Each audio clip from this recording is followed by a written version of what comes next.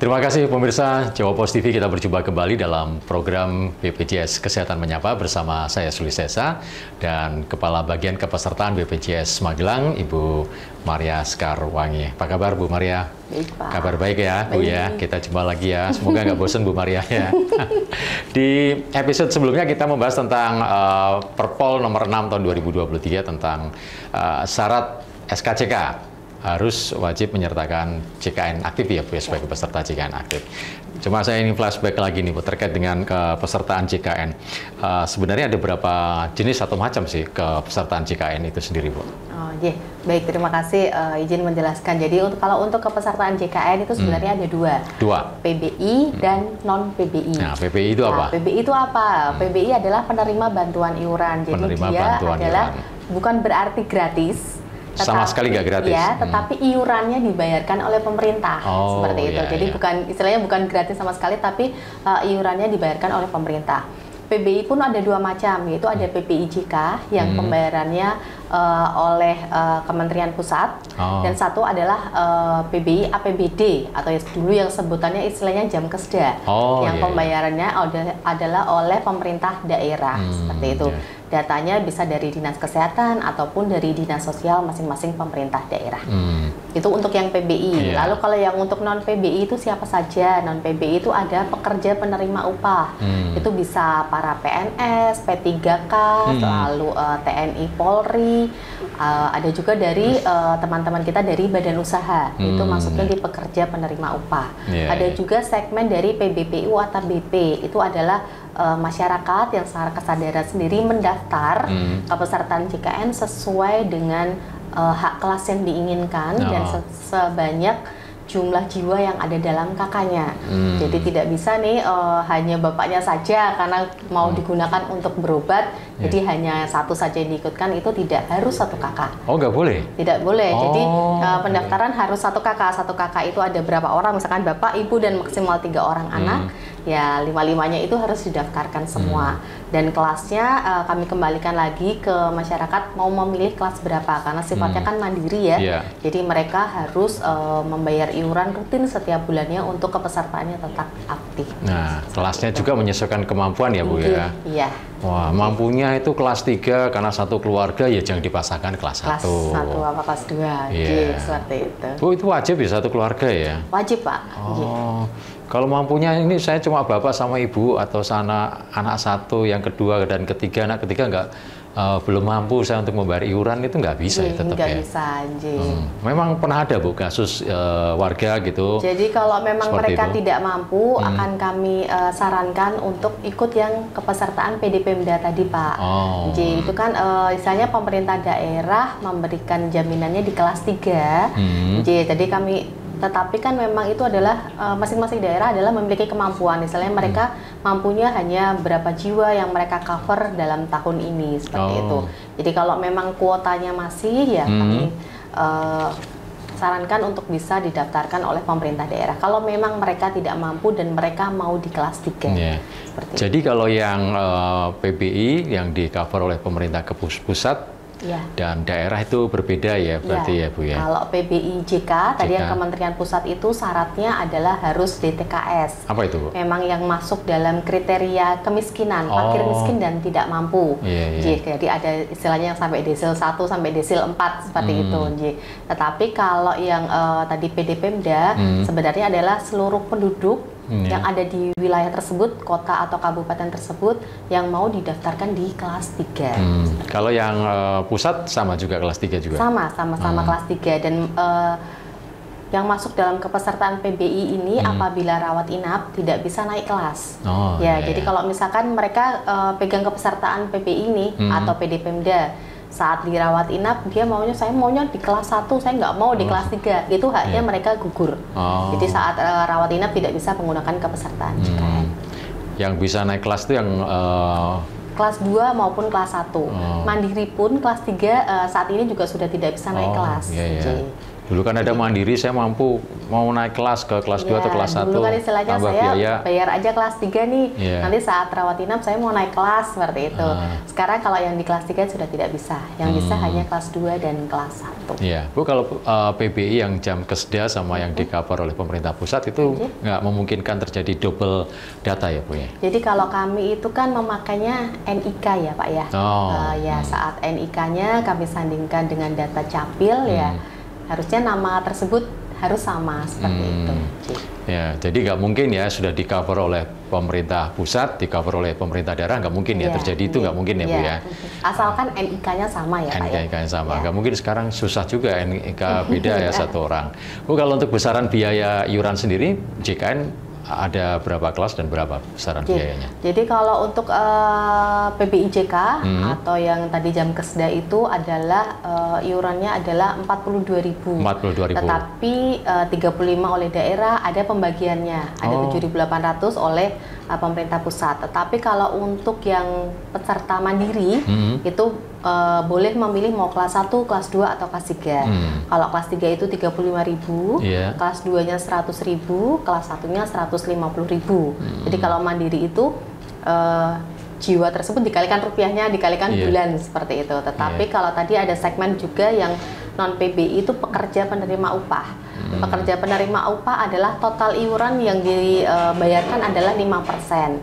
5% itu 1% dari pekerja, 4%-nya adalah dari pemberi kerja.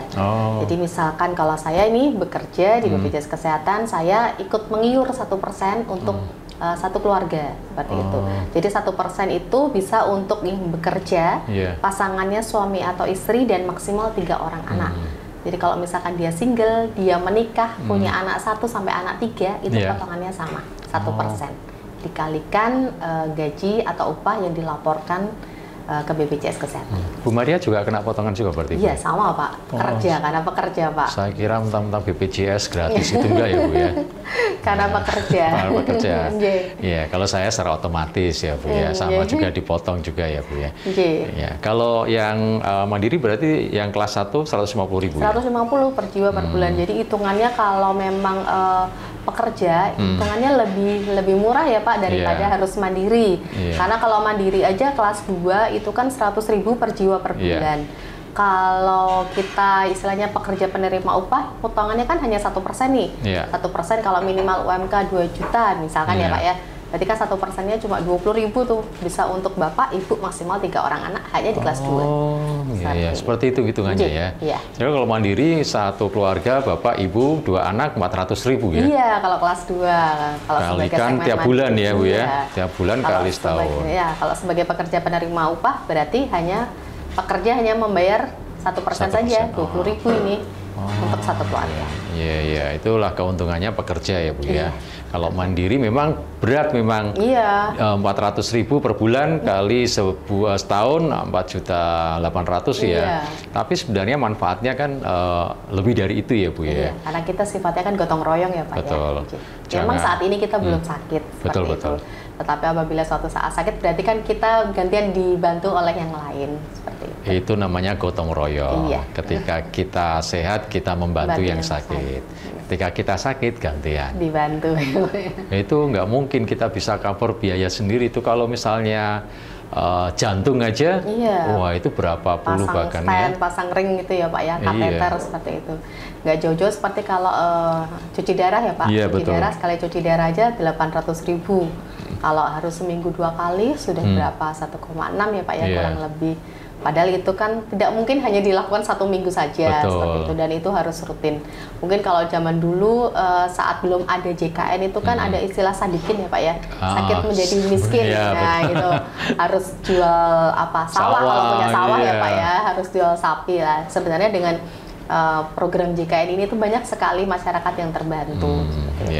Bu, ada peserta ini kasus ya PBI ya, dia merasa aktif, tapi ketika saat digunakan untuk berobat atau untuk keperluan kesehatan, tiba-tiba kok statusnya nonaktif. Ini kenapa Bu penyebabnya? Jadi untuk kepesertaan PBIJK itu kan sebenarnya Kementerian Sosial dalam hal ini juga di masing-masing kabupaten kota di Dinas Sosial melakukan istilahnya verbal, verifikasi dan validasi. Jadi verbal. setiap bulan itu memang sebelum zaman dulu setahun hanya 2 kali, lalu setahun 4 kali lah. Sekarang ini setiap bulan. Jadi diharapkan dengan dievaluasi di verbal setiap bulan, datanya itu update. Jadi memang mereka yang benar-benar membutuhkan, yang memang masuk dalam penerima bantuan iuran PPIJK. Seperti itu. Jadi terus bisa gimana? saja nih bulan ini mereka aktif. Ternyata setelah dilakukan verbal ketahui, oh ternyata yang bersangkutan sudah bekerja nih, berarti tidak berhak dong dalam kepesertaan PPIJK. Jadi dinonaktifkan oleh Kementerian Sosial, bulan depannya mereka sudah nonaktif. Jadi apabila ada yang nonaktif, mereka bisa ke masing-masing dinas sosial untuk menanyakan apakah bisa kembali lagi. Tetapi ya memang syaratnya harus di TKS. Kalau memang yang bersangkutan sudah tidak masuk dalam DTKS lagi, ya berarti mereka memang sudah tidak berhak. Seperti itu. Kadang-kadang kan memang mereka bekerja, tetapi ini bekerjanya masih belum tetap ini, jadi tidak mau. Gitu. Padahal ya itu sudah menjadi kewajiban dari pemberi kerja untuk mendaftarkan pekerjanya. Ya. Jadi kalau ini ranahnya Kementerian Sosial ya Bu ya, yang menentukan ya Bu ya. PPIJK. Nah sekarang ini kan BPJS Kesehatan tidak mencetak kartu Bu ya. Terus apa ini gantinya Bu? Ya, jadi memang sekarang kita sudah tidak cetak fisik lagi, tetapi para peserta bisa download lewat aplikasi Mobile JKN karena sekarang juga sudah banyak banget ya orang yang pakai Android, istilahnya mending ketinggalan dompet ya Pak ya sekarang daripada ketinggalan handphone ya. Jadi bisa download lewat Mobile JKN ataupun bisa pakai KTP. Jadi kalau KTP kan masih pasti di dompet masih pada bawah ya. Jadi untuk kepesertaan ke fasilitas kesehatan bisa dengan menunjukkan ke NIK-nya atau EKTP-nya. Dan itu bisa langsung nge-link ke sistem kami. Seperti itu Pak. Saya tapi masih pakai kartu BPJS Kesehatan. Masih ada Bu. ya Pak ya? Masih dipakai itu Bu ya? Masih, tetap masih dipakai, iya. Kemarin saya pakai itu Bu, buat kontrol Bu, masih diminta ya Mas, berarti masih ditunjukkan saja ya Pak ya? Sudah tidak ada fotokopi-fotokopi. Oh nggak ada Bu, cuma ditunjukkan gini aja. Oh iya, betul. Ke peserta BPJS Kesehatan. Bu Maria, mungkin terakhir ada yang disampaikan kepada peserta JKN, khususnya di wilayah Kabupaten Magelang terkait manfaat dari kepesertaan JKN ini. Ya, kalau untuk wilayah khususnya Kota Magelang, kami dari BPJS Kesehatan mengucapkan terima kasih khususnya untuk pemerintah kota karena mereka benar-benar concern kepada kepesertaan JKN. Terlihat dari capaian universal health coverage-nya juga sudah meningkat dan keaktifan kepesertaannya juga tinggi. Jadi istilahnya mereka yang memiliki kepesertaan JKN, mereka juga bisa digunakan untuk pelayanan kesehatan. Baik, Bu Maria, terima kasih waktunya sudah berbincang di BPJS Kesehatan Menyapa. Sukses buat Bu Maria. Demikian pemirsa Jawa Post TV, perbincangan kita bersama Kepala Bagian Kepesertaan BPJS Kota Magelang, Ibu Maria Skarwangi. Sampai jumpa di program BPJS Kesehatan edisi berikutnya.